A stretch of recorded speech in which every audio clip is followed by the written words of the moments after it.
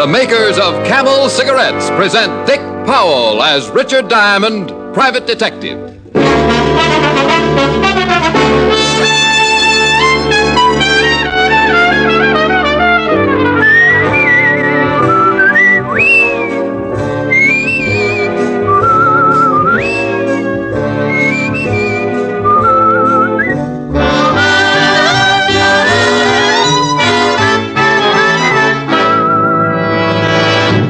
Steady pack after pack smoking is the only sensible way to tell how a cigarette will get along with your throat. In a test from coast to coast, hundreds of people smoked only Camels for 30 days. Noted throat specialists made weekly examinations and reported Not one single case of throat irritation due to smoking Camels.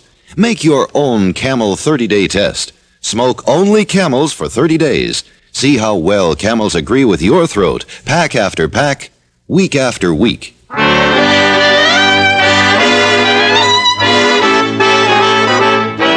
Here transcribed is Richard Diamond, Private Detective, starring Dick Powell.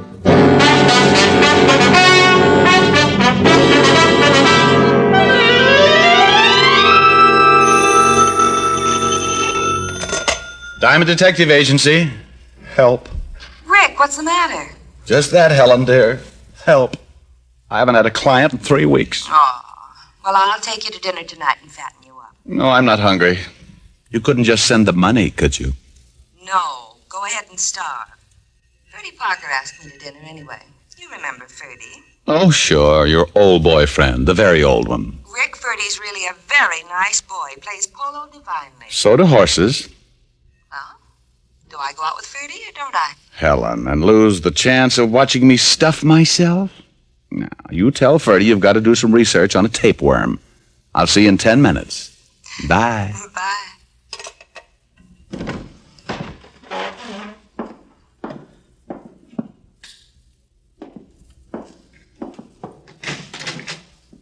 Diamond, That's right, but I'm leaving now. Come back tomorrow. this won't wait till tomorrow. My name's Duke Crandall. How do you do? Pretty well in the dark. Yeah.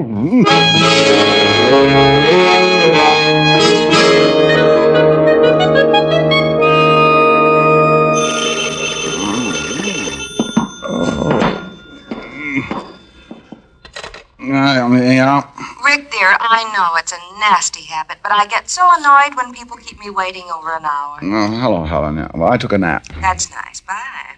Honey, now wait a minute. 13 guys just beat me up. What did he look like? Well, he was very big and it was dark and I couldn't see him. Maybe it was Ferdy Parker. He's really a brute at heart. No, this guy was breathing. Rick, did someone really hit you? Honey, I may be kidding, but this bump on my head isn't. But why? The man didn't just walk in and hit you for no reason at all, did he? No, it's a hobby. Rick. Ellen, if you don't believe me, just sit tight. I'm going down to the 5th Precinct to see Walt Levinson. I'll drop around and show you my bruises.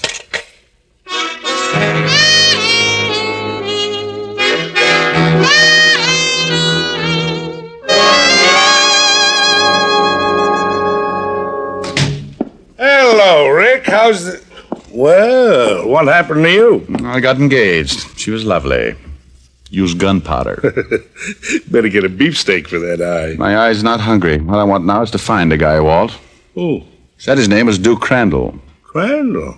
We've been looking for the Duke ever since he jumped bail on a blackmail charge. Oh? Know where he is now? If we did, he'd be in jail. How'd you get mixed up with him? I wish I knew. He just came into the office and sold me a fistful of dreams. You, sure it was the Duke? What'd he look like? Oh, I couldn't see him too well in the dark. He was a big guy. Wore a flashy plaid overcoat. Yeah, the overcoat fits. Duke's a natty dresser. You can look over his record for yourself, Rick. No. You, say you're looking for this guy? Yeah, he's somewhere in the city. It's anybody's guess where. What about this blackmail charge? He was, bleeding a city official. Duke used to work for Benny Rathman, the gambler. Some think Benny was behind it, but Duke's the only one we could grab off. Who put up his bail? Rathman? Yeah. Until now, we thought maybe Benny had killed Duke after he bailed him out, so he couldn't pin the job on him. Here, here's a package. Don't worry, he's still alive. I got the bruises to prove it. What about this Benny Rathman? You think he'd know where Duke is? Hard to say. If he did, I think he'd try and get rid of him. See, the DA's been trying to pin something on Ben for a long time. And if we find Duke and Benny is implicated in the blackmail, it'll be the DA's meat. Oh, I catch. So if Duke's smart, he let Benny bail him out and then goes in hiding before Benny can get to him. That'll make him twice as hard to find. You're really going looking for him, huh? Yeah, might as well. I don't mind getting slugged, but I'd like to know the reason why. Thanks, Walt. I left the 5th Precinct and hailed a cab. The fresh air made my head feel better, but my pride hurt all the way to the Blue Chip Club, owned and operated by Benny Rathman. As we pulled up, I lit a Camel, came to a little, and when I walked inside the club, I found a dissipated pianist playing worn-out love songs on a worn-out piano.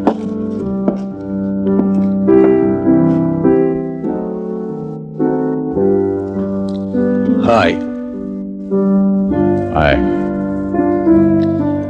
Like my playing? Not particularly. Me neither. Your boss around? Maybe. Back room? Maybe. Alone? Again, maybe. Thanks for the brilliant conversation. Maybe. I enjoyed it. Hey, Hello, Benny. well, Diamond. Don't you ever knock? Only a gin rummy. We'll grab a chair. Not every day we get a visit from thee, Richard Diamond. Well, roll down your sleeves. Your goosebumps are showing. I'm allergic to stupid remarks. Benny, Duke Crandall used to be on your payroll. Where is he now? Looking for the Duke, eh? Now that's a coincidence, so am I. And you just don't happen to know where he is, huh? That's right. I put up bail for Duke and then he skipped. I don't like that. Go on. That's all. Duke cost me a lot of money. Yeah, I'd sure like to have a little chat with him. Only I bet Duke would wind up speechless. You know, if he's caught, you'll be in hot water, Benny. So I've been in hot water before. Not recently, I'll bet. Keep it up. I may grow to hate you. I'll work on it. Look, Diamond, that blackmail rap's all Duke's. I'm an honest businessman. For that line, you should be a comedian. Benny, did Duke ever mention my name around here? Maybe. He used to swear a lot. Oh, very funny. Why all this interest in Duke, Snooper? I owe him something, that's all. I'd like to pay my debts. Oh, gee, I'm sure sorry I can't help you, pal. Save the tears till I leave, Benny. Wait a minute. Here. What's this? The address of Duke's old girlfriend, name's Patty Carroll. She won't talk to me, but maybe she'll help you. It's worth a try. And if you should locate the Duke, let me know, huh? I'd still like to have that little talk with him. Maybe I will, if he's in any condition to talk. I left the Blue Chip and went across town to the flat of one Patty Carroll. Benny described her as a one-time girlfriend of Duke's, and when she opened the door, I had respect for Duke's taste. She had the kind of figure that drives architects mad, and any other type of man, too, for that matter. Hi. You the television man? Do I look like a television man? How should I know? You're cute. Well, thanks. So are you. I guess they could have cute television men. I don't see why not, but I'm not one of them. Oh, shoot. 3 days I've been waiting for that set. Heartbreaking. Ain't it, though? My brother says, Patty, that's my name, Patty. He says you gotta get a television set, see a lot of educational programs and such. He says it makes you appreciate the finer things in life. Yeah, like radio. So I get me a television set, but the guy ain't shown up yet. What do you want? Well, I'm glad you got around to that. Honey, I'm gonna want a little information. I'm no library. I'm no bookworm. Mind if I come in? All depends. You a gentleman? All depends. I eat with a fork. You sure look all right. Only I wish you were the television man. Patty, at times, so do I. Now, what's on your mind? Duke Crandall. Oh, you must be a cop then. Hey, I like cops. I used to think it was fun to date hoods, but my brother says, Patty, that's what he calls me. Patty, he says, you gotta quit running around with the hoods. So now I like cops. Very commendable change. Yeah, hoods are always getting sent to prison. And who did you say you were looking for? Duke Crandall. Oh, yeah. I used to date Duke, till my brother said... Where's Duke now, Patty? I don't know. We broke up, Duke and me. He was always slapping me and ruining my makeup. Look, honey, think hard, will you? Do you know any of Duke's friends who might know where he is now? Let me see. Yeah, I know one guy, Joey Thompson. Him and Duke used to play cards every Friday. Where does Thompson live? How should I know? No, just wishful thinking. Mind if I use your phone? I guess not. Only don't be long. The television man might be trying to call me. This'll only take a minute.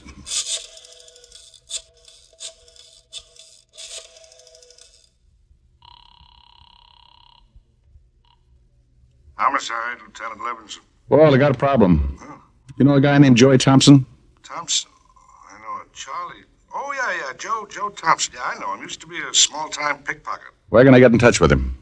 Last I heard, he had a legit job. Runs a watch repair shop on Fountain Street. You can get the address in the phone book. Thanks, Walt. Call you later if anything develops. And thank you, Patty. You leaving? Don't you want to stay and watch television when it gets here? Oh, no, thanks. No. All that violence makes me nervous. Well, drop in again anytime. Hoppy goes on at 8, doesn't he?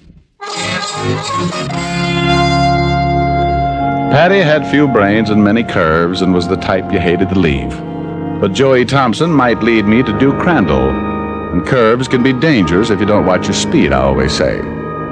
The hall outside Patty's dark, and as I walked down it, I had the strangest feeling that someone was behind me. 2 seconds later, the strange feeling became one I was thoroughly familiar with. Oh, the wall spun around and I spun with them.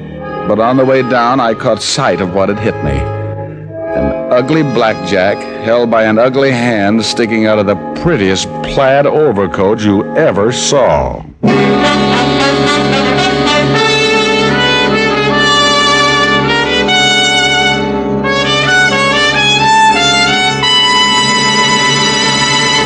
Before we continue with Richard Diamond, here is an important question. Will one puff or one sniff tell you how mild a cigarette is? No, but steady smoking will. Try Camels for 30 days as your steady smoke.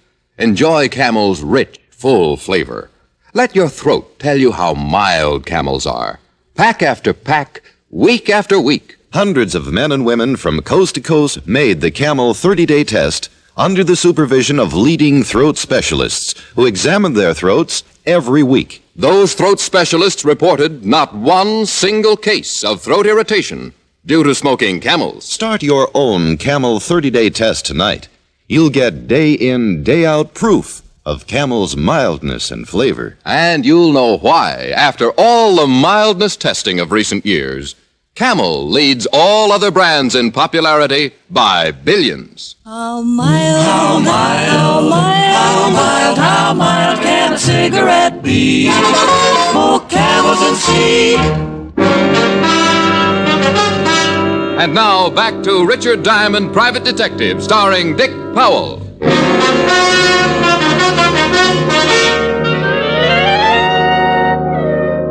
At approximately 5 p.m., I had been worked over by a man named Duke Crandall, wearing a plaid overcoat. 1 hour later, I received the second installment, again by the man in the plaid overcoat.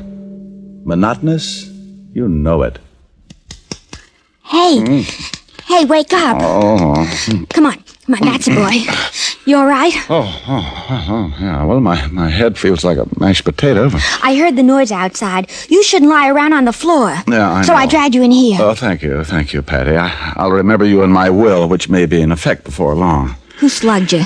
Your old boyfriend, Duke Crandall. Oh, that bully. What's he got against you? That's what I want to find out. Here, let me fix that ice pack. No thanks, honey. Hey, now, you shouldn't get up now. I know, I like to show off. Where's your phone book? Over there. Thanks. Now, let's see, Patty, what does T come after? I should know. Oh, here it is.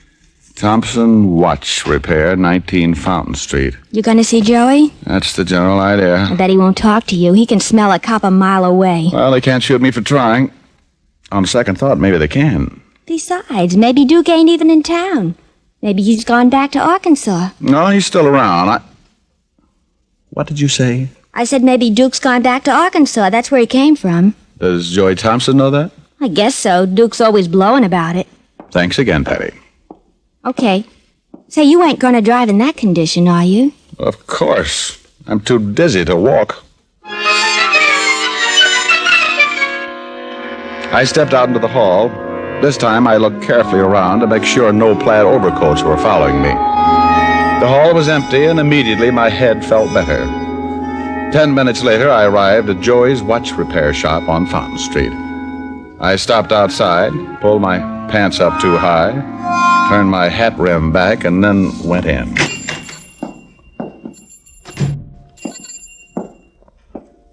Yeah, what can I do for you? My name's Harold Appleknocker from Big Lake, Arkansas. Oh, how are you, Mr. Applesucker? Appleknocker, Harold. Oh. Well, you got a watch? Watch? No, never use them. Down home, we go by the sun and the hogs. When the sun's straight up, it's noon, and when the hogs holler, it's dinner time. Now, look, pal, we don't repair hogs. Now, what do you want? Well, sir, I'm looking for a fella named Crandall. What's that fella's first name? Something like Prince or King or, I don't know. It's one of them royalty fellas. Duke, maybe? That's it, Duke. That's the fella. You got the wrong place. Now, beat it. Oh, doggone it, that's what everybody tells me. Sure wish I could find that fella, give him his money, and go back home. The city life is killing me. Did you say money? Yeah, that's what I said, money. Plain as could be. You see, my cousin Josh is one of them lawyer fellas, and this Duke fella's uncle died and left him some money. Uncle Josh sent me up here to find him, and doggone, I sure wish I could. How much money? Friend, I don't rightly know. But Uncle Josh says it's enough to buy a poke of pigs, 2 or 3 farms. That'd be a lot, huh? Sure would be, Fred, sure would be. Duke could use some dough. Yeah, sure you're on the level? Well, I think so.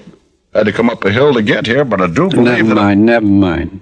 You got the money for Duke? Nope, but I got this here paper I'm supposed to watch him sign, and then Uncle Josh will send him the money. Well, wait a minute. You stay right there. So far, so good. Joey went into the back room, and I heard him dial. I couldn't hear the conversation, but I knew he was talking to Duke. 2 minutes later, he came back out. Okay, pal. I'll take you to Duke. Why, now, that'd be right neighborly. Only I don't want to take you away from your work, and you just tell me where I can find him. Duke says to bring you. The shop will keep.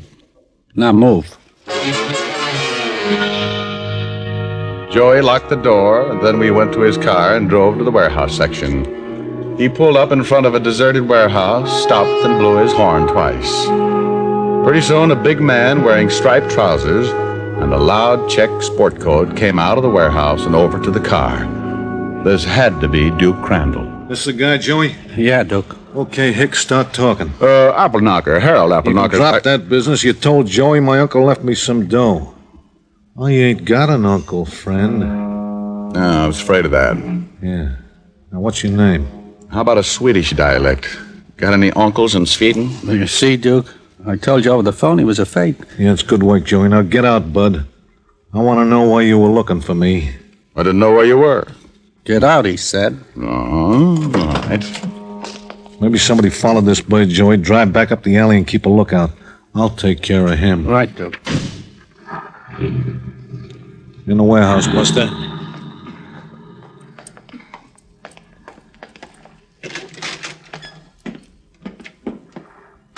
That's good. Now you better tell me what's your angle. I suppose you tell me first. I don't get you. Turn on a light. My name's Diamond, remember? The guy you nominated for a punching bag. You don't make sense. What? I don't know anyone named Diamond. Where are your lights? I still don't know you. You stand there and tell me you've never seen me before? Yeah, that's right. I suppose you do some talking. Well, all I know is that a guy in a plaid overcoat came into my office and said he was Duke Crandall. Then he sapped me. An hour later, the same guy in the same overcoat repeated the process. So you came looking for me? That's it. Well, that's too bad. I'm going to have to take care of you, Diamond. You might just mention where I'm hiding. Oh. Then Benny Rathman's really after you, huh? Yeah. Yeah, it's too bad that you had to stumble into this. Well, I guess it just ain't my day. This is a lonely place. Let's get it over. Wait a minute. Must be Joey. Hey, Joey. Joey! Joey's taking a little nap, Duke. What? Turn this way with that gun or you'll be a dead man. The man with the threat was Benny Rathman, standing in the doorway with a .45 in his hand. And what interested me was his wearing apparel, a flashy plaid overcoat. Well, Duke, you picked a nice hideaway. And thanks, Diamond. For whatever you mean, you're not welcome. For finding Duke, smart boy. You see, I knew you'd never take my money if I tried to hire you to find him. So I posed as him in this overcoat. I knew you'd get mad enough and look for him on your own. Well, aren't you cute? Thanks. It was easy. Tailed you, and you brought me right here. Hey, look, Benny, let's talk all this over, eh? I wasn't gonna rat on you. Hey, look, I'll even take the rap on that blackmail charge. Okay, I like you, but business is business. But No buts, Stokey. Now you, Diamond. I was afraid you'd get around to that. But then I'm not really worried. You're not a very good shot, even at close range. What? You didn't even kill Duke. Get him, Duke! The ruse worked, and Benny turned around quickly. He was too far away for me to lunge at him, so I grabbed the next best thing, the light switch. All right, Diamond. I should have expected some trick from you, but I've got lots of time. You've got no gun. Let's play cat and mouse, huh? I crouched behind some crates as Benny came closer. He was right about the gun.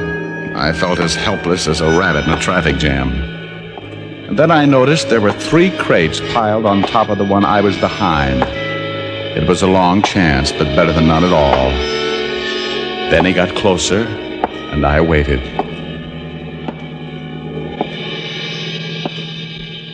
It'll be soon, Diamond. I'm getting accustomed to the dark now. I'll find that light switch soon, and I'll get you.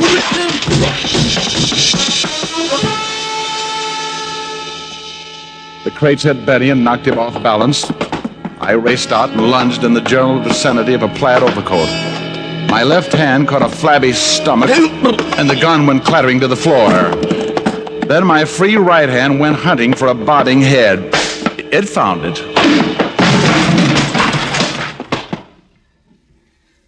All right, Betty, get up. Oh. I beg your pardon? Oh. I'll quote you on that. Now then, upsy daisy. Attaboy. Oh, my head. Hurts, doesn't it? But you know, Benny, you hit me twice today, and I've only hit you once. Now, that's hardly fair, is it?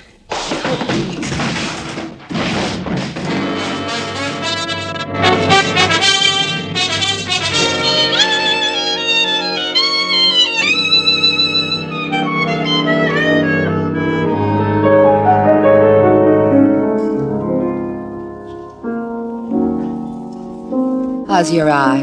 Oh, still at half-mast. Here, put this steak on it. That? That's a whole cow. You could feed a family with that thing. Now stop clowning and put it on your eye. All right. Notice anything different? Yeah, it covers my whole face. No. I mean about me. No. New dress? New hairdo? Well, you're too young for new teeth. I give up. New perfume. Smell. Nice. Yeah. What's the occasion? Oh, after you broke the dinner date, Ferdy Parker dropped in for a little while. Oh, good for Ferdy. Did he make it under his own steam? Oh, Rick, aren't you even a little bit jealous? Of course not, honey. I'm broad-minded. You mean thick-skulled. Oh, Helen, dear, I was only kidding. I noticed something different as soon as I came in. Oh? Yeah? You finally got your piano tune. Rick! When we are dancing and you're dangerously near me, I get ideas. I want to hold you so much closer than I dare to. I want to scold you 'cause I care more than I care to. And when you touch me and there's fire in every finger, I get ideas. Oh, I get ideas. And after we have kissed goodnight and still you linger, I kind of think you get ideas too. Your eyes are always saying the things you're never saying. I only hope they're saying that you could love me too. For that's the whole idea, it's true. That lovely idea that I've fallen in love with you. Rick. Mm-hmm. I'm also wearing a new lipstick. Why, Helen, aren't we full of surprises tonight? Come here. And people feel sorry for me when I get beat up.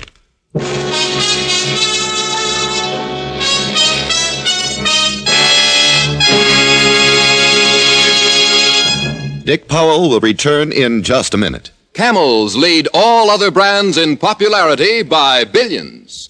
And here's the reason. Millions of Americans have discovered Camel's rich, delightful flavor, a flavor no other cigarette has. They found out how mild Camels are, how well Camels agree with their throats. Start enjoying the cigarette that's enjoyed most in America.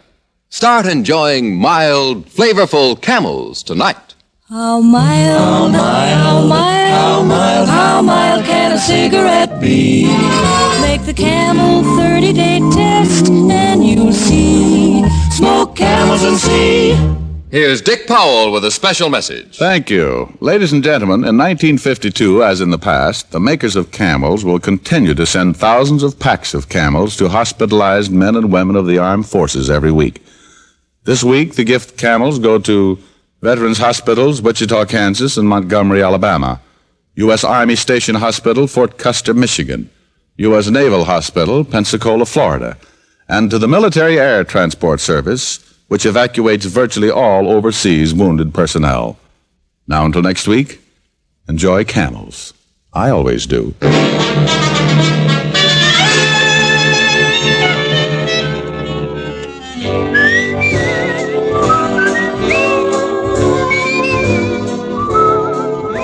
Dick Powell can now be seen starring in the Universal International film You Never Can Tell. Tonight's transcribed adventure of Richard Diamond was written by Dick Carr with music by Frank Worth. Our director was Nat Wolfe.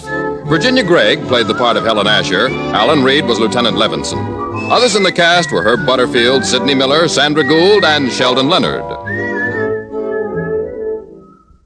There's more genuine pipe-smoking pleasure in Prince Albert.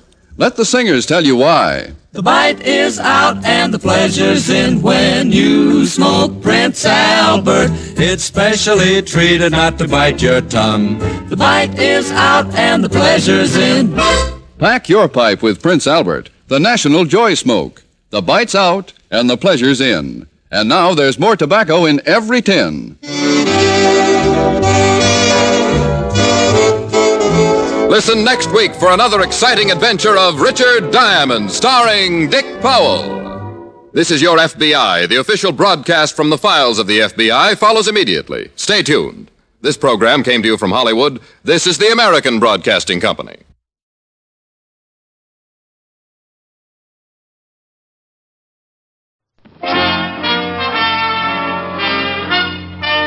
Listen while the makers of Rexall drug products and 10,000 independent Rexall family druggists bring you Dick Powell as Richard Diamond, private detective.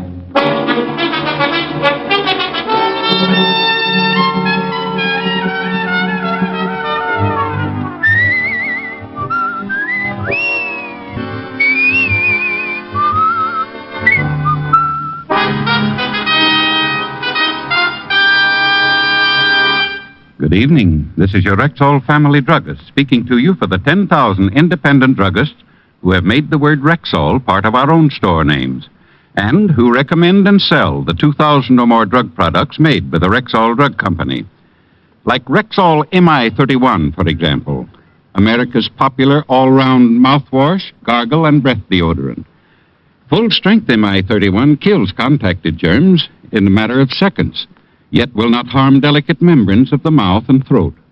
What's more, Rexall gives you a full pint of MI31 at the same price as smaller quantities of other leading brands. Ask for Rexall MI31 at Rexall drugstores everywhere. And remember, you can depend on any drug product that bears the name Rexall. Good health to all from Rexall. And now your Rexall family druggist brings you transcribed another exciting half hour with Richard Diamond, Private Detective, starring Dick Powell.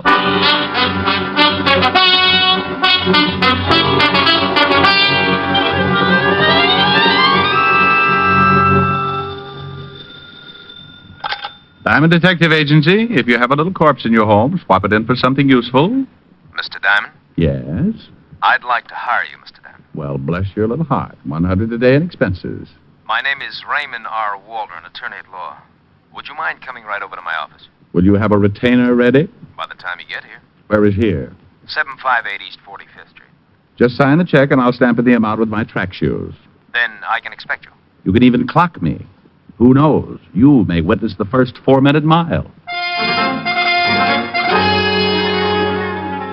I quickly bounded over to the sink, pulled out a bundle of soaking laundry, grabbed a straight razor that looked like it had been used to hack out shrapnel, applied the Brillo to my overnight beard, and 20 bloody strokes later I observed myself in the mirror. Wounded, sire, but not dead. By 11 o'clock, I was standing in the reception office of Raymond R. Waldron, attorney at law. I looked for the secretary, but none was to be seen. Then the door of Mr. Waldron's inner office opened, and a man about 6 feet tall, sporting a heavy black beard and thick horn-rimmed glasses, stood facing me. I suppose you're Mr. Waldron? Yes. Take this chair, if you will. Thank you. Now, what's your trouble? Oh, not mine. My client's. You see, I'm supposed to give you $100 as a retainer until you speak with my client this evening. Before you wave the bills around, tell me something about your client. My ethics get so double-jointed when someone shows me money. My client is a she. Well, you certainly present the beginning of an interesting argument. Her name is Miss Mary Bellman.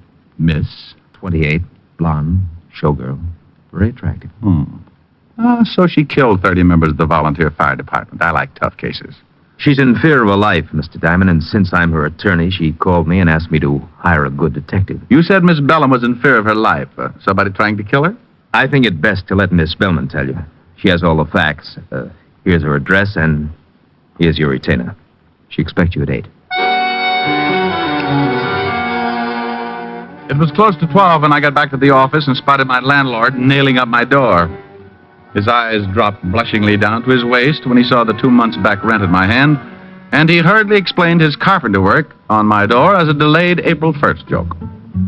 I paid him off as the last board fell and then left the building and went to my flat on 53rd Street to take it easy until that evening.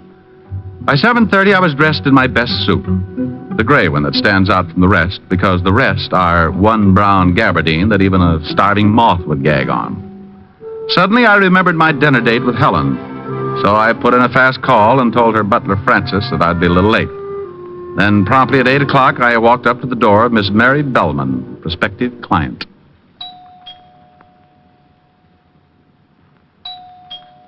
Yes? Who is it? Richard Diamond. Oh. Come in. Have you got it? Well, I don't know. Got what? Look, how about the envelope, huh? Envelope? John said it would be in an envelope. But if you don't have it in an envelope, just kindly give it to me. Then I'll fix us a drink. Well, maybe you better fix the drink first. This is some kind of a joke. Oh, What's the matter? what are you doing here? Who? Oh!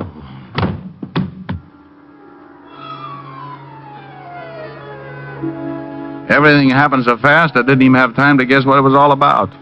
Someone belted me with the Chrysler building, and I went down like a loose ski in a snowslide. As I hit the floor, I felt a pair of hands pull open my coat and relieve me of my .38. The floor fell away, and I dropped into a deep black pit that smelled something like a dirty carpet. When I finally came around, it was like squeezing myself out of a starched diving suit. I got my eyelids apart, and there, standing in front of me, were two very good reasons for wanting to go right back to sleep. Oh, he's coming around, boss. Good. I want him to see it when I give it to him. Oh. Slap him around so he comes to in a hurry. Sure. Come on. Wake up. You hear me?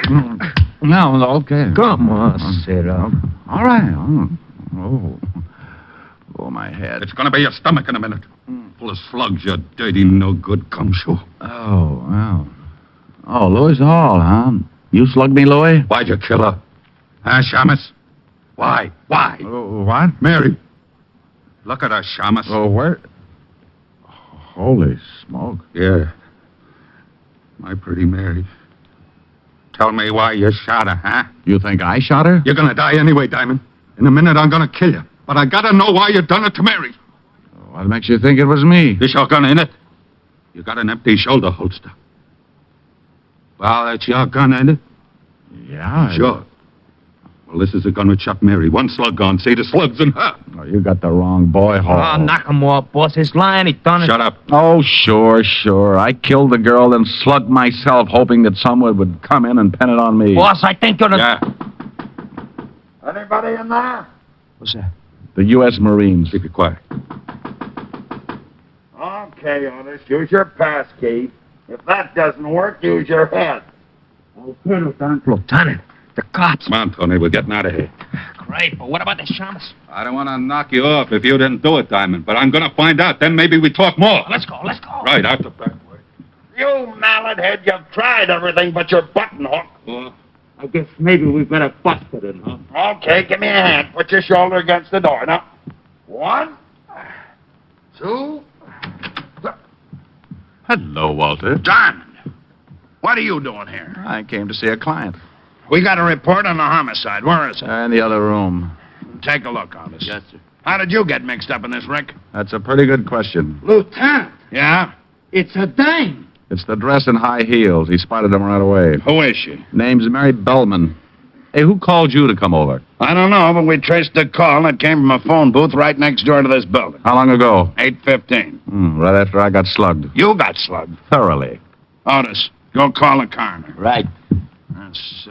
One shot came right out between the shoulders. Yeah, when I came to, I could still smell cordite. Oh, where's your gun, Rick? But right now, it's with Louis Hall. Louis Hall, the gambler? Yeah, the guy who owns the Ace High Club.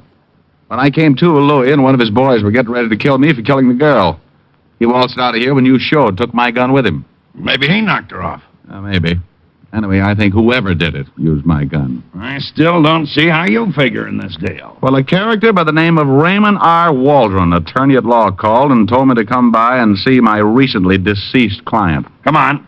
Let's see what we can find out about a Mr. Raymond R. Waldron, attorney at law. Well, I was in it up to my earlobes again.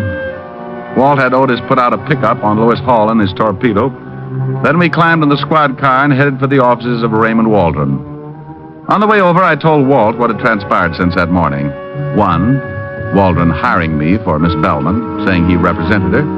2, seeing Mary Bellman in the strange way she had greeted me, as if she expected me to have an envelope for her. We got to the building, found the night watchman, went in, and in 2 minutes we were standing in front of the door marked 402. Isn't there usually a name on the door of an attorney's office? Usually. Maybe that's why I saw it there this afternoon.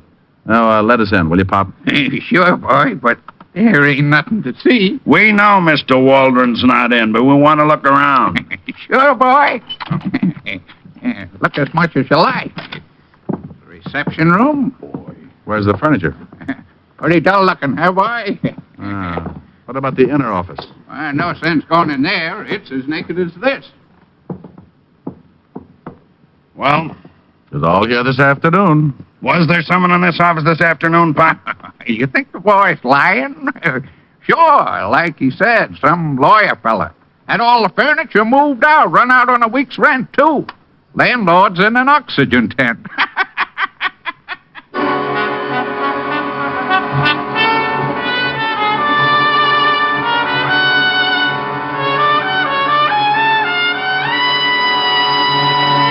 You're listening to Richard Diamond, Private Detective, brought to you by the makers of Rexall Drug Products and your Rexall family druggist.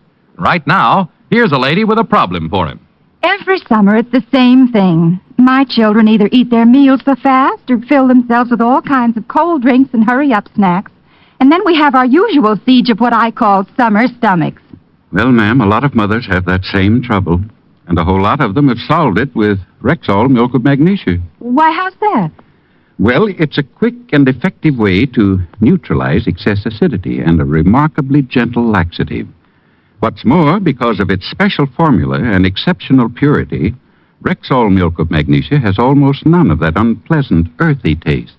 Say, the children will like that. And because it's Rexall, ma'am, you know it's laboratory tested. All you have to do is follow the tested instructions on the label. Well, from now on, I'm asking for Rexall milk of magnesia. At Rexall drugstores everywhere. And remember, you can depend on any drug product that bears the name Rexall.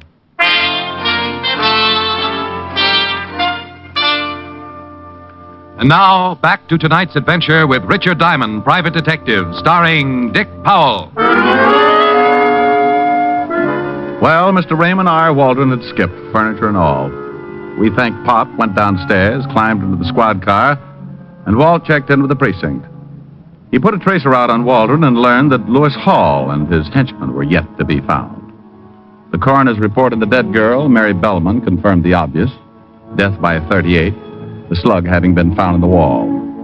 Ballistics had a full report and were waiting for the gun to show up.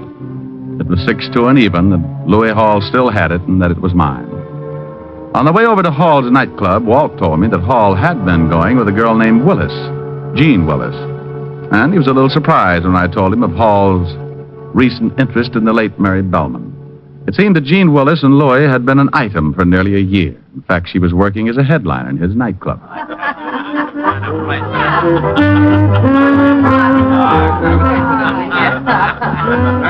What a dime. Yeah. Better not leave the doors open too long. The smoke will run out and the walls will fall down. I'm going to see what I can find out about Louis Hall, Rick. You want to try looking up Jean Willis? Meet you back at the bar. Rick, I'm on duty. Well, who said you got a drink?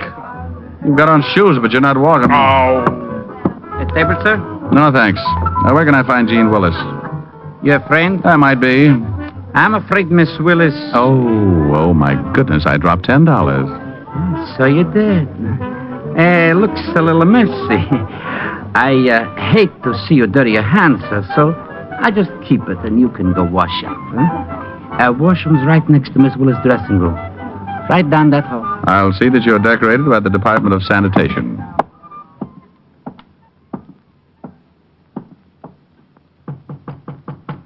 Who is it? Hey, who are you? Name's Diamond, honey. I'm a private detective. Good for you. I hope you're happy in your work. Now beat it. I'm looking for Lewis Hall. He's out. Down the street somewhere. Having your initials tattooed on the soles of his feet, no doubt. Look, wiseacre, blow or I'll yell and have a couple of boys show you the fastest way out of here. Honey, before you do, I think there's something you ought to know. Yeah? What? You open that pretty mouth of yours and you may end up swallowing a fist. Oh, yeah? You know a Mary Bellman? What? Know her? Yeah, she works here. She ain't showed up tonight. Something happened to her? What makes you say that? Wishful thinking. You used to be Louis Hall's girl, didn't you? Yeah, until she came along. Now, look, what is this? What's going on? What do you want Louis for? You really don't like Mary Bellman much, do you? Yeah. She's all right. What would you say if I told you someone put a bullet in her tonight? What? Where's Louis, Jean? Somebody took care of the little... Well, what do you know? Good. If Louis did it, I'm real happy. Because he found out what kind of a... No. I don't know where Louis is, and if I did, I wouldn't tell you. Now get out of here. Okay, but the law may be around to see you. Dandy. Now beat it. Do me just one favor, will you, Jenny? What is it? Don't move. I want to remember you just as you are. Why, you crummy... You moved. Well, I went back to the bar just in time to see Walt look around the room like a shoplifter on bargain day. Then he slipped the bartender a bill and donned a stiff belt with the speed of an alcoholic 30 seconds before prohibition was to set in. Good evening, Lieutenant. That was a dirty trick. I just saw the girl got nothing but a fast shuffle. I couldn't find out anything about Hauler's boy either. Well, get your breath and let's get back down to the station and think about this thing. Let's go.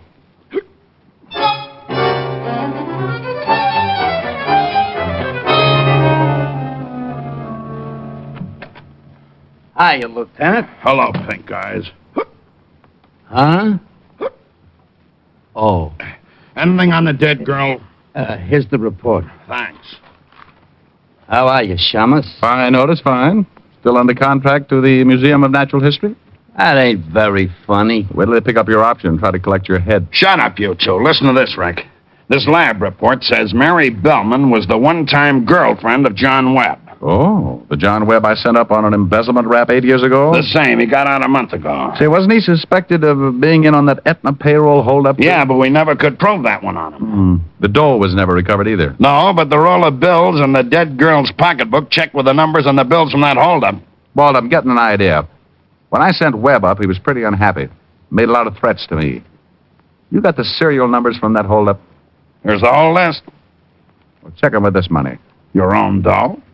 Okay, but I don't get it.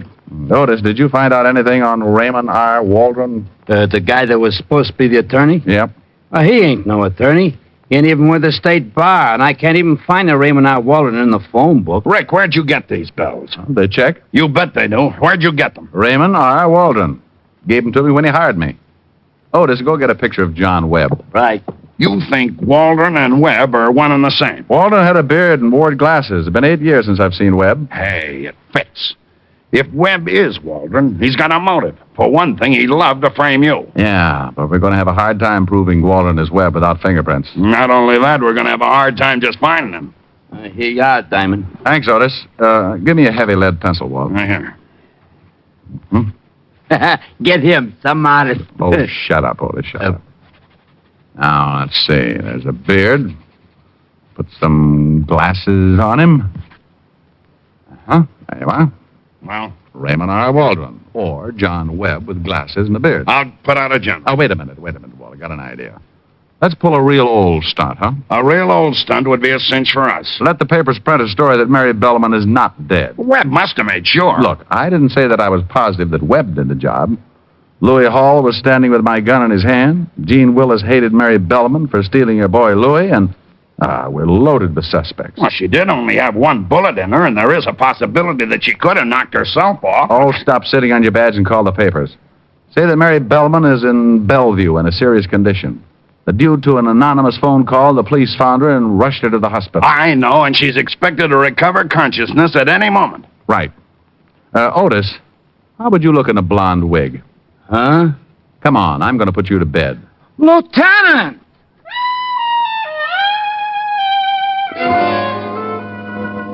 Walt called in the reporters on the police beat and gave them the story. Then went over to Bellevue and set it up with the staff. All the rooms in one section of the second floor were emptied, and we took over 207. The boys came over from the station with the blonde wig, and Walt and I slapped it on Otis and tucked him away to go Betty by. A screen was put up in the back of the room, and Walt and I sat down behind it to wait. I've got 6 of our boys dressed as interns on this floor and a policewoman on the switchboard. McCarthy is making like the night physician. If anyone tries to see Mary... Bless her little heart. He's to show 'em up. Tell 'em they can't stay long. The minute anyone shows, they'll call us on... Oh, that might be it. Yeah? A girl, Lieutenant, nice looking, wearing a big mink and carrying a handbag. Right. Girl. Gene Willis. Might be. Be here in a second. Keep well behind this screen. You can only stay a minute. I'll be outside. Thanks, Doctor.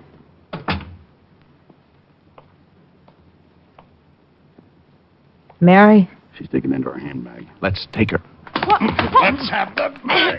Take your hands off of me. Hang on for a Walt. What's the meaning of this? Well, you always carry a gun, Jeannie? She was gonna kill me. Who's that? That ain't Mary. She was gonna kill me, Lieutenant. Shut up, Otis, or I'll give her back the gun. You can't pin anything on me. I think we can, baby. Holy cow. More company. Yeah? You can't do this. Dear, shut up now. Yeah. Okay. More company? Yeah, all these gorillas. Said they were Louis. Oh, no. Honey, I No. warned you. Keep it down, No. lady. I won't let him get caught. I don't want him to get caught. Shut her up. I don't want him to get caught. Sorry, honey, but I have don't want him to get Okay, lift her over behind the screen. All right. Yeah. There. All right, let me back there. Who's making noise? You can only stay a minute. Okay, Doc. You stay out here, Tony. Right, boy. Mary. Mary, baby. I'll get the guy who done this. All right, Louis. Who's there? The police, and you're covered. Okay. Try anything, and the guy on the bed will start shooting.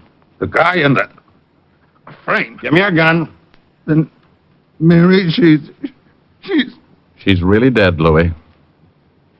I guess maybe I wish too much. I ain't smart. Here's your gun, Shamus. You had the right gun, all right, but the wrong boy. Here, Walt, give it the ballistics. We got Jean Willis over behind that screen. She came up here with some crazy idea of protecting you. Janie, she think I done it. Yeah, the crazy kid, she ain't got no... It's getting crowded.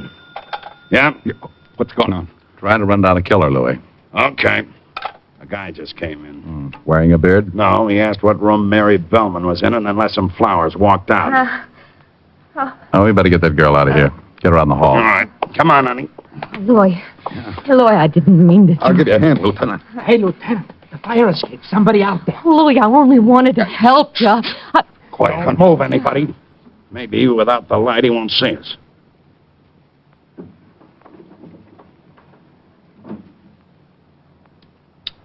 Look out. He's going to shoot from there. Get the light. Who got him? I didn't even have time to get my gun out. I didn't. I was too scared. Well, I thought he'd at least get in the room.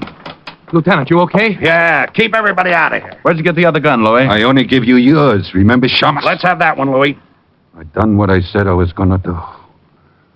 I don't know who the guy is, but I guess he's the one that killed Mary. Can you see the guy, Rick? Is it Webb? Yeah.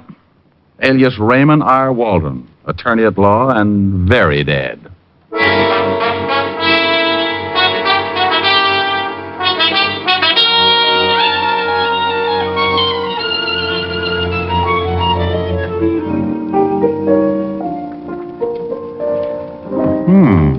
New outfit, Helen, baby? Uh-huh.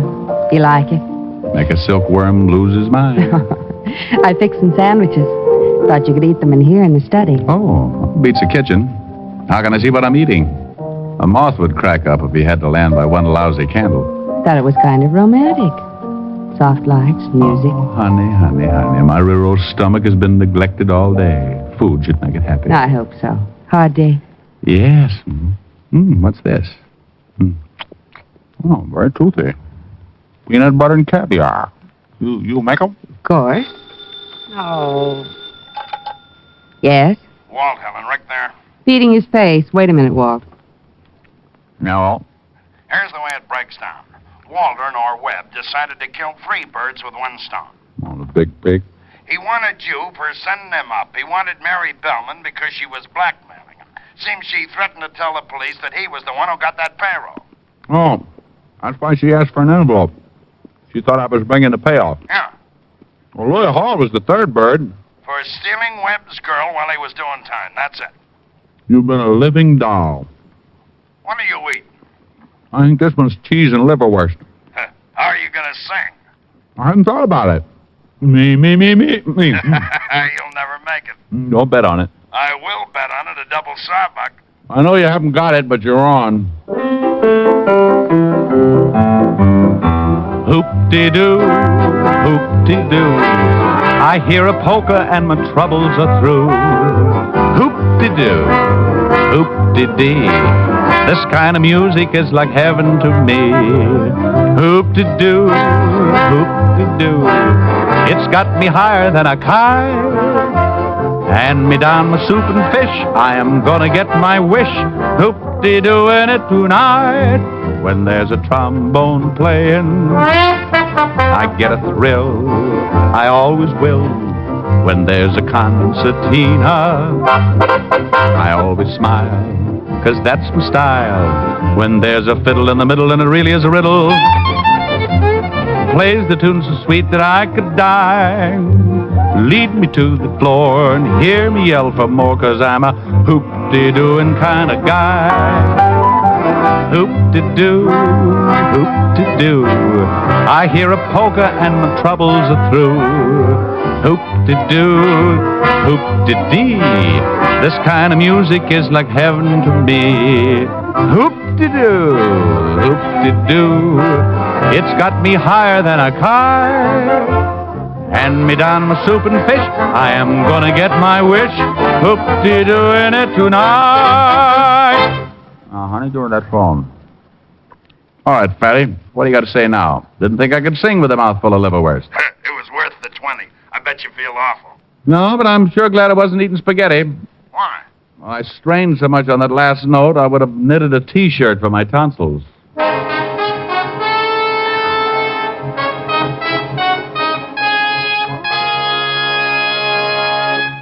Dick Powell will be back in just a moment. And now, once more, here's your Rexall family druggist. It's the time of year for a friendly warning about sunburn. Remember that overexposure may cause serious and painful burns. But in case you do get a sunburn, I want you to know about Rexall Gypsy Cream. You'll actually be amazed at the immediate, cooling, soothing relief you get with Rexall Gypsy Cream. And what's more, it's not a messy ointment, but a quick-drying, greaseless liquid, easy to apply, harmless to close. Ask for Rexall Gypsy Cream at Rexall drugstores everywhere. And remember, you can depend on any drug product that bears the name Rexall. Good health to all from Rexall.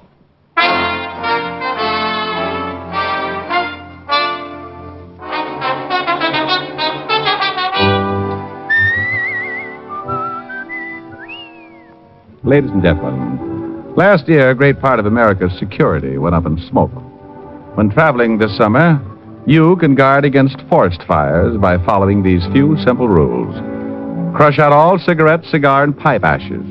Break matches in two before throwing them away. Drown all campfires twice before leaving them. And always find out the law before using fire in wooded areas. Remember, only you can prevent forest fires. Good night, everyone. This program was transcribed. This is Bill Foreman inviting you to be with us next Wednesday at this same time when we will again bring you Dick Powell as Richard Diamond, private detective.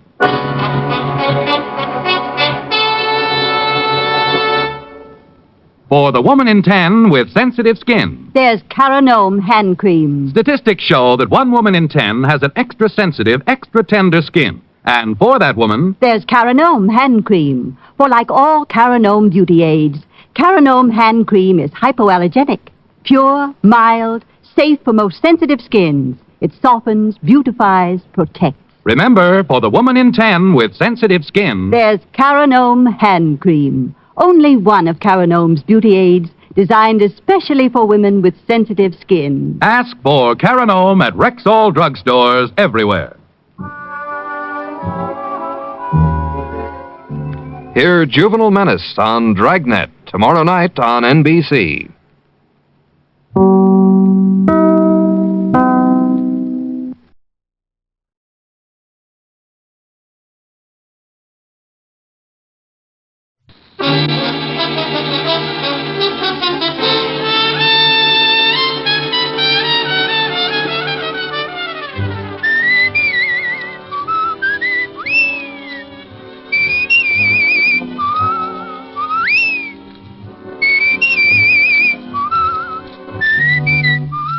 The National Broadcasting Company presents Dick Powell as Richard Diamond, private detective.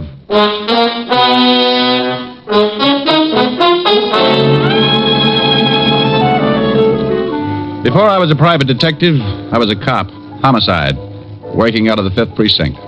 Homicide means murder. And there are a lot more murders committed in a big city than you think. More than make the headlines in the newspapers. And for everyone, there's the same impersonal routine, the same hard work, the same check and double check. With every cop in or out of uniform doing his best to put the case in the closed file.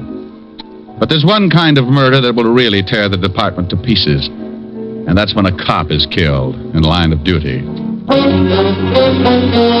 Here's another exciting half hour with Richard Diamond, Private Detective, starring Dick Powell.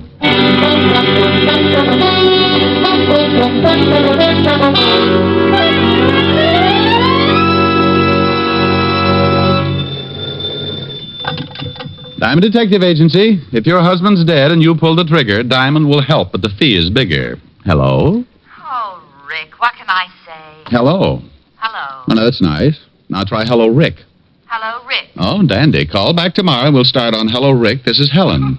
You idiot. Hi, baby. Hi. What's doing? Oh, I was just a little lonesome. Wanted to know if you were coming by tonight. Oh, you know it. Should be there around 8. How about a little... Hey, Rick, what's that siren? Is there a fire? Could be. Sounds like it's pulling right up here in front of my building. Wait a minute. I'll open the window. Now, Rick, if there's a fire, you get right out of there. Honey, if this building caught on fire, I'd be Mr. Unquintine of 1950. Well, what is it? Ambulance. Oh. Oh, and here comes a prowl car. Must be a traffic accident or something. Well, thank goodness. Well, somebody probably playing in the traffic. Oh, Rick. Okay. Some guy forgot to step down getting into his new Hudson. You know, I make remarks like that. I'm not trying to be... Oh, wait a minute. No combination, friend. Just turn the little old knob and push. Who is it? Somebody at the door. Well, Pop. What? Pop Scholes. Oh, the nice old blind man who sells pencils on the corner. Yeah. Hello, Pop. Please, Mr. Diamond, I've got to talk to you. I ain't got much time. What does he want, Rick? Oh, to talk to me. I'll call you back, dear. Bye. Bye. I'm sorry to have bothered you, Mr. Diamond. Well, not at all, Pop. Not at all. What can I do for you? I can't stay long. I have to hurry, but I was wondering if you'd come to my place later on. It's pretty important. How important, Pop? I can't explain now, but I got a big trouble. I sure could use some help for old time's sake. Huh? Sure, for old time's sake. Where do you live, Pop? A little shack on the waterfront end of River Street, 622 and a half. When do you want me to come down? About an hour. I got to be going now. Okay. Wait a minute, Pop. Here, let me give you a hand. Thanks. I could make it with this stick, but it takes time. I ain't got a lot of that. Oh, there you are, Pop. See you in an hour. Thanks, Mr. Diamond. Name's Rick. Okay. See you in an hour, Rick.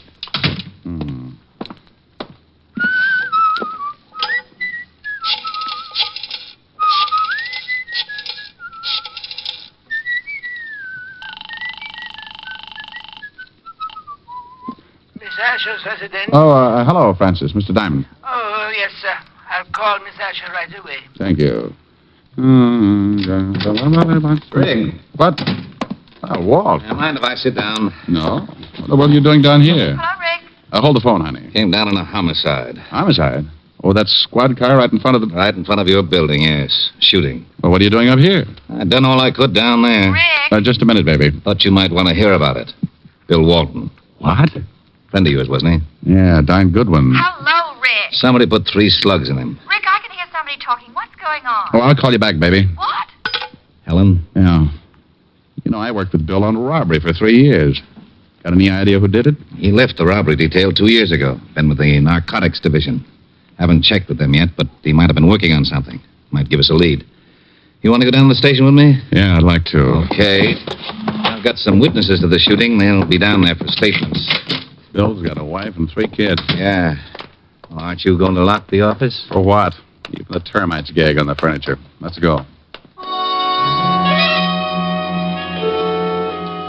Well, that's the way a quiet day could work itself into a lot of trouble.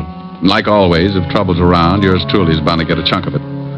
Walt and I went downstairs, climbed into the prowl car, and 10 minutes later we were walking into the squad room of the 5th Precinct Police Station. The first thing I saw was the zoo's best argument for not taking in boarders. Lieutenant, I got statements from all the witnesses. You want to talk to them? No, he thought he'd read their palms, Sergeant. Oh, Lieutenant, what did you have to bring the shamus along for? Just relax, Otis. And Rick, you lay off here. Well, I wouldn't needle him if he'd just stopped that terrible habit. What habit? Living. Oh. Come on, Rick. Oh, look at that, Walt. 4 heads and they all need haircuts. Come on, Rick. Come on. This is a swell time to make jokes. Can you think of a better time? Okay. Otis. Yeah, Lieutenant. Send in the first one. Then check with narcotics and see what Bill Walton was working on. Right. Boy, I hate things like this. What about his family? Oh, I know all of them. I guess I'll have to go over and tell them. First one, Lieutenant Arthur Phillips. Go on in. Come in, Mr. Phillips. Oh. Have a chair. Yes, okay. Look, I don't know much about this thing. I was Diamond, just Mr. Phillips. How are you? How do you do? As I was saying, You saw the killing, Mr. Phillips? Yes, I saw it. It all happened so fast that I don't think I can really be of What much- were you doing when you saw the killing, Mr. Phillips? Walking. But I didn't Walking see... where, Mr. Phillips? Up the street to my office. Look, I gave your sergeant my statement. You'll find it all What's in your order. business, Mr. Phillips? Insurance. Liberty Insurance Company, 41st and Broadway. You saw Officer Walton killed? I saw a man, his name I didn't know he was killed. You heard the shots? Well, yes, but it was all so fast. Just what did you see? Well, like I said, I was walking down the street. To work. Yes, Liberty Insurance We've Company. got that. Oh, yes. You were walking. Yes, and I heard this noise. The shots? Yes, but I didn't know it at the time. It was just a loud noise, but it made me jump, and I looked. You just jumped, Mr. Phillips? Yes, yeah. Well, then I saw this guy grab his stomach and fall flat on his face, and then I saw the guy with the gun. What did the guy with the gun look like, Mr. Phillips? Well, it all happened so fast. Sergeant Otis showed you our rogues gallery. Did you see anybody who looked like him? No, I didn't see anybody that looked like him. I didn't get a good look at his face. How tall was he? Tall. Like 6 feet? Yes, or close. What was he wearing, Mr. Phillips? Brown suit and hat, brown hat. Stocky? Well built? Yes. Anything else, Mr. Phillips? No, Thank that's you, Mr. all. Phillips. We may want to talk to you again. Don't leave town on a business trip or anything. Oh, I can go? Good day, Mr. Phillips. Thank you again. Oh, anytime. Oh, if you ever need any insurance, Lieutenant. Liberty Insurance Company. Yeah, I'll remember. Yeah, well, so long. Cigarette? Thanks. We still work pretty well together, Rick. Why don't you come back on the force? Lieutenant. There's your answer, Walt. What is it, Hammerhead? Well, I went over and talked to Fisher. He told me Bill Walton was working on a narcotics case, but he had no leads. Stuff's been flooding the city. Bill must have picked up a lead and got shot for it. That's all, Otis. Fisher doesn't know anything else. Walton just started on the job. You got some more witnesses? Yeah, a lady, Mrs. Margaret Walker. Okay, you can come in. Thank you. Come in, Mrs. Walker. Take a chair. Thank you. Anything else? No. This is Mr. Diamond, Mrs. Walker. How do you do? How do you do, Mrs. Walker? Do you work, Mrs. Walker? All the time. I'm a housewife. You saw the officer killed? Oh, yes, but I didn't know it was an officer. He wasn't in uniform, you know. Would you mind telling us just exactly what you saw? Well, it all happened so fast. I was standing on the corner and just... What corner, Mrs. Walker? Why, the corner where the poor man got shot, of course. 51st and Broadway. Just standing, Mrs. Walker? Young man, the traffic was very heavy. I was waiting for the signal. Sorry. I just want you to understand, I don't usually just stand around on street corners. Go ahead, Mrs. Walker. Well, I was standing there, and I noticed an old man selling pencils. An old man? Yes, he was blind. Hey, Pop Scholes. Did time about 15 years ago for peddling junk. Yeah, that's right, he did. I don't know what all this talk is about, but if you don't want to hear my story, I'm sorry, Mrs. Walker. Of course we want to hear your story. Please go ahead. Look, Well, Walt, I just remembered something. I was supposed to see a client in an hour, and the hour's just about up. What? I'm sorry, Walt, but this is business. Now, you wait a minute. I'll talk to you later. Well, I never... Now, that's only because you don't have any friends named Diamond. All right, Mrs. Walker. Go on with your story. I went out of that station like Noir in the stretch. The minute the little old lady had mentioned a blind beggar, I remembered Pop Scholes in my office, and I grew the biggest hunch of my career. Something had really been bothering Pop, and a cop killing could have been it. I grabbed a cab, and 20 minutes later, I was standing in front of an old weather-beaten shack at the end of River Street.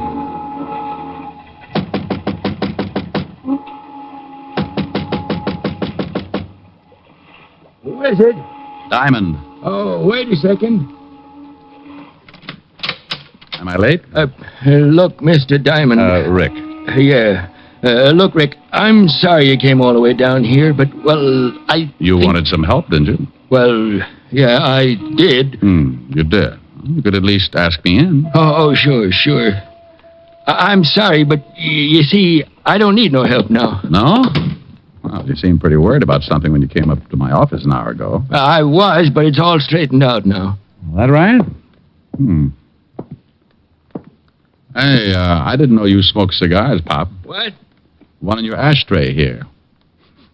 Pretty expensive for you, Pop.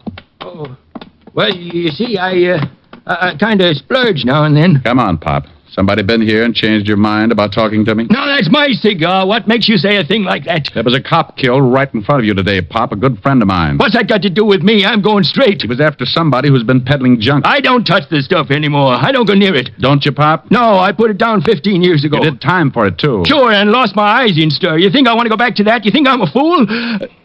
There's a car pulling up out in front. That should be the law. I didn't do nothing. I swear I didn't. Better tell me quick.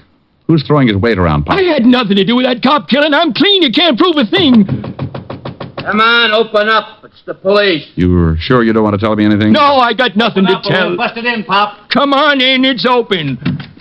Okay, Pop, you're coming. I might have known it. Why didn't you wait for me, Rick? Oh, believe me, Walt, I had an appointment with Pop. That's right, Lieutenant. He did. Oh, sure. Talk over old times, huh?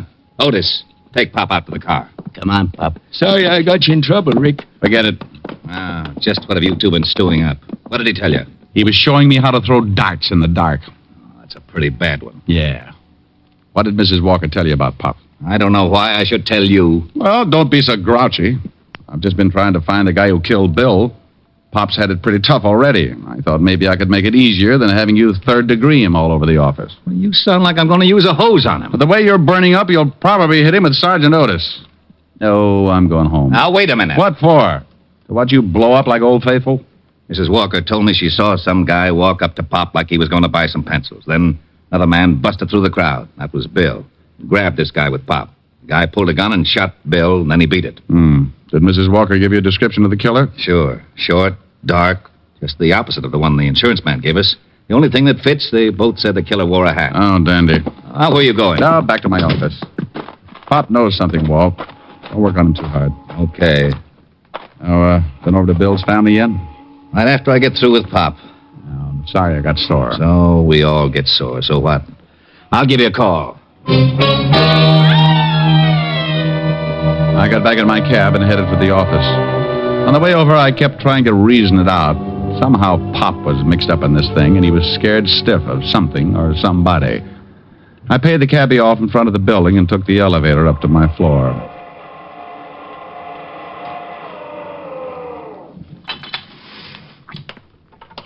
I headed down the hall to my office, still thinking, still trying to put two and two together. That was a mistake I never could add.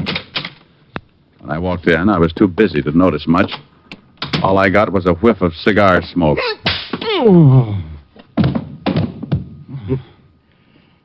You fall easy, Shamus. Now let's see how you bruise.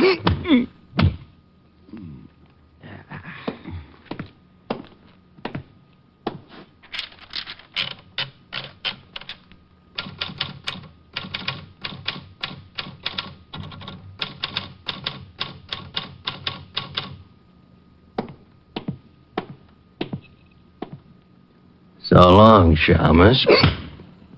I left a note for you. Read it when you wake up. Everything about a beating like that is so unpleasant. The first swat isn't so bad. It's hitting that cold floor and fighting to stay awake. When you start getting kicked around, that's the time to face facts and give it up. But you don't. You keep on working until your senses get kicked loose and the world comes down around your ears. You fight it because you think maybe you're not ever going to wake up again, and when you finally do, you wish you never had. Anyway, like I said, it's so unpleasant. Oh, okay. Oh, well, that lamp was pretty silly anyway. All right. Don't jump, but you're talking to a ghost. Rick? At the sound of the groan... What's the matter with you? Well, that's a pretty good question. I don't know how to answer it without a head. What happened? Somebody worked me over. Oh, and how they worked me over. You want me to send an ambulance? No, just a shovel. What's this? What's what? There's something in the typewriter here. A note. Well, I'll put my eyes in straight. Now, Rick, if you're hurt badly... Oh, I'm not hurt that bad, Walt. Well, what about this note? Says, lay off the cop killing. That's all. Oh, and, yeah, look at this. Find something else? A souvenir. Butt of a cigar in my ashtray. There was one just like it in Pop's place. Well, hang on to it. All right, sure. What about Pop? won't tell us a thing. Well, I'm getting sick and tired of this. Now, I got an idea. Wait 10 minutes and then take Pop back to his house. Look, Rick, if somebody knows you're working on this thing, they must have found out when you went to see Pop. Probably spotted you going in. They certainly must know that we picked up Pop, and if they think he told us anything, they'll sure try to get him. I know it. Now, you drive Pop home, pretend to leave, but don't. And what'll you be doing? I'll be inside when he walks through the door. Okay, but I hope you know what you're doing. So do I. 10 minutes, Walt.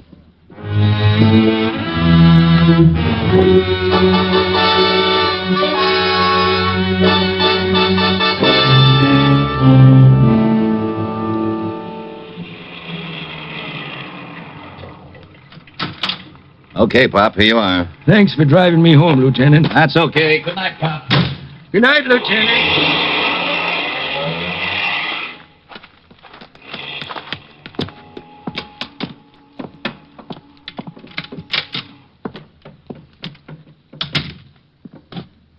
Who's in here?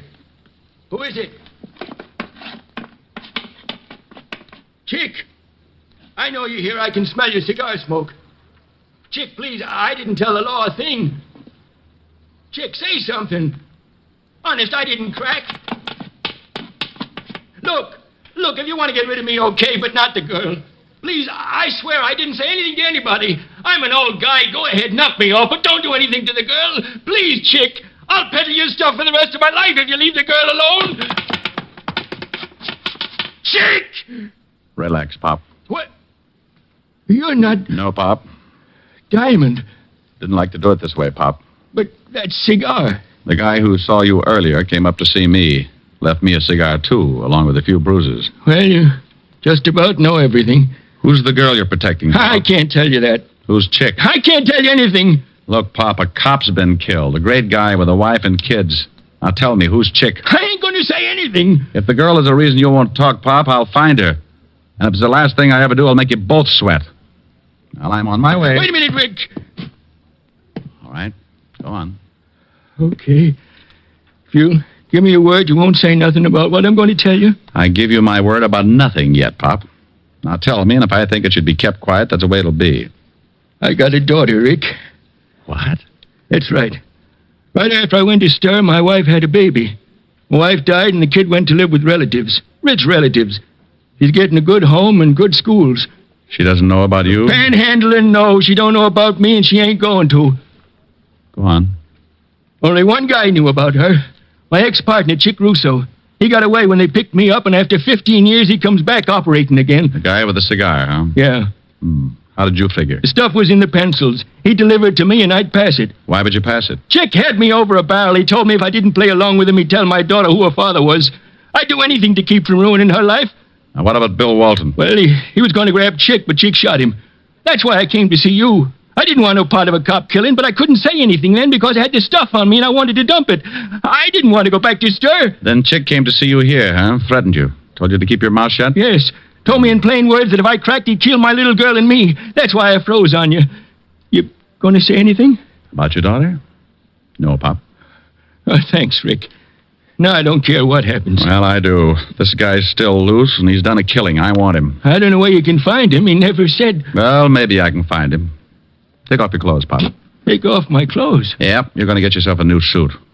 I'm going out and see Lieutenant Levinson. I'll be right back. You sure you know what you're doing? No, but why spoil a good surprise? Rick.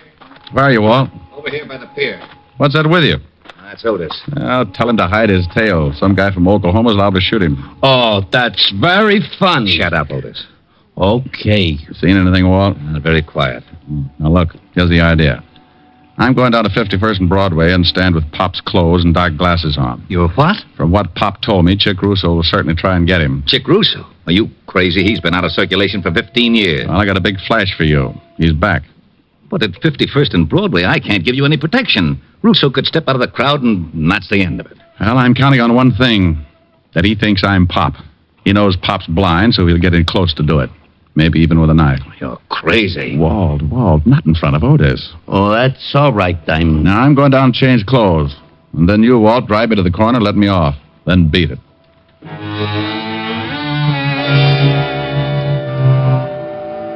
I left Walt then and went back to Pop's shack. We did a quick switch, and finally the dapper Richard Diamond stepped out complete with torn trousers, sweatshirt, and sneakers. I carried his cane with a white tip and kept his old hat pulled down over the dark glasses. Well, I'll be darned. Yeah, he looks just like the old man. Yeah, let's go, Walt. Otis, you stay here with Pop just in case our pigeon doesn't go for the bait. Oh, Lieutenant, can't Otis. Okay. Don't look so unhappy, Otis. Who knows? Maybe I'll get shot. Oh, I gotta miss everything. Isn't he a dream?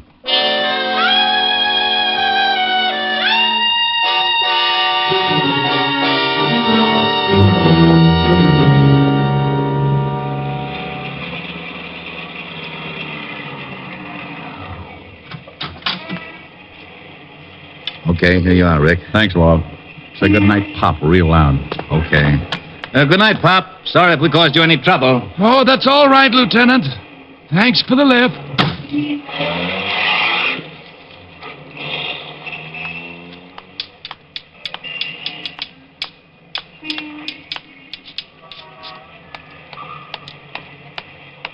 Here you are, my good man. Bless you. Hiker. Well, I stood there for 2 hours, getting a few dimes and selling a couple of pencils, but nothing happened. Now and then I'd pull my arm down against my side and feel a nice little 38 in the shoulder holster. I kept moving from one foot to another to keep my legs from going to sleep. I was getting a first-hand example of the tougher role poor old Pop had to hold. By 10:30, I was ready to give it up. Then I spotted the cigar. Bless you. For what, Pop? Cops driving you to work now, huh? That's enough. I'll take your arm and you start walking. I'll lead you. Chick, is that you? Shut up. Walk.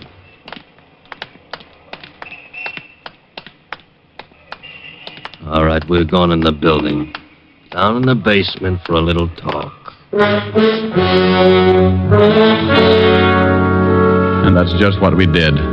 Chick held onto my arm and led me into my own building and down into the basement.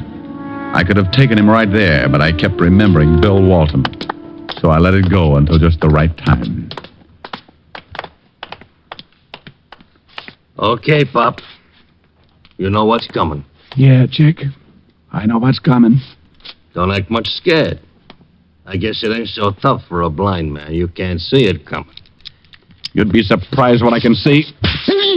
What did I tell you? Busted my arm. You hit me with that cane like you could see you hit me. You go for that gun, I'll break your fat skull. You ain't Pop. No, Buster, I'm the fellow you gave the bruises to, just returning the favor. Boy, you dirty. Don't do it! Papa spank. My shoulder. All right. Now let's go back up where we can find a cop. Oh, no, you're not gonna take me. Come back here, Russo. Stop, Russo. I've got a gun. Nuts to you, Shamus! Skeptic.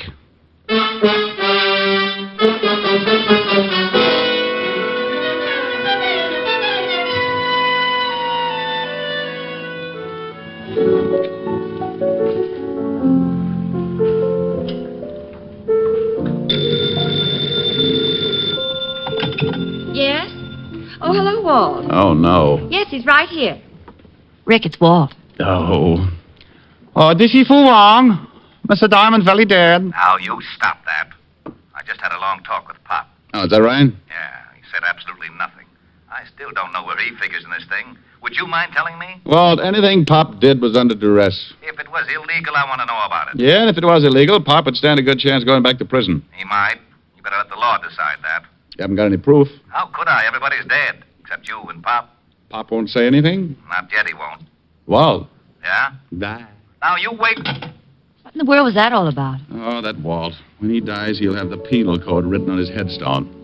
But he's a good cop. And there he is again. Oh, I can't stand to let a phone ring. Oh, he'll get tired. Rick, I'll go crazy. I'll drown it out. Well, do something. I've got a lovely bunch of coke. It stopped. Oh, good. Well, don't you stop. That was pretty. Well, all right. Oh, I've got a lovely bunch of nuts. There they are, standing in a row. Big ones, small ones, some as big as your head. Give 'em a twist, a flick of the wrist, that's what the showman said. Oh, I've got a lovely bunch of coconuts. Every ball you throw will make me rich. There stands me wife, the idol of me life. Sing and roll a bowl, a ball, a penny a pitch. Sing and roll a bowl, a ball, a penny a pitch. Sing and roll a bowl, a ball, a penny a pitch. Roll a bowl, a ball, roll a bowl, a ball. Sing and roll a bowl, a ball, a penny a pitch. Aye, there you are, my lad. Step right up here. I got a lovely bunch of coconuts. There they are, all up, stand up in a great big row. I got big ones and small ones, some of them as big as your blasted head. Yeah, you give them a twist and a flick of the wrist. Oh, what lovely fun. I've got a lovely bunch of coconuts. Every ball you throw will make me rich. There stands me wife, the idol of me life. Sing and roll a bowl, a ball, a penny a pitch. Sing and roll a bowl, a ball, a penny a pitch. Sing and roll a bowl, a ball, a penny a pitch. Roll a bowl, a ball, roll a bowl, a ball. Sing and roll a bowl, a ball, a penny a pitch. Oh, my dear, how was that, honey? Oh, wonderful. Oh, darn.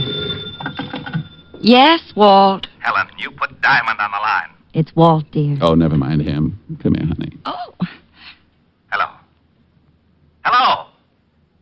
Helen, did you hang up? Helen, put Rick on this phone. This is for Wong. Missy Diamond, not so very dead. Bye.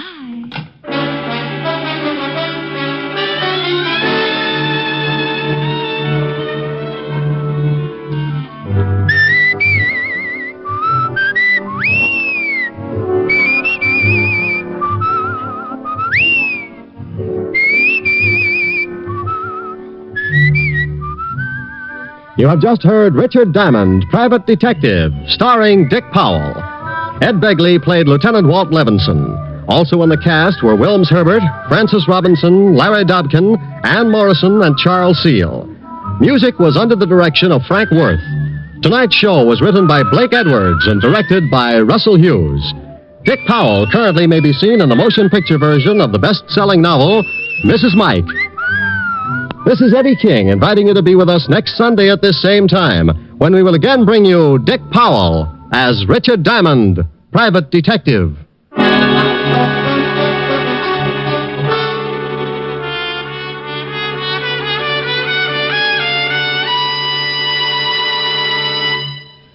Later today on most of these NBC stations, you'll want to hear two great stars, Kirk Douglas and Walter Houston, in the Theater Guild on the Air presentation of Heaven Can Wait. This is the comedy fantasy which you may have seen as the motion picture, Here Comes Mr. Jordan.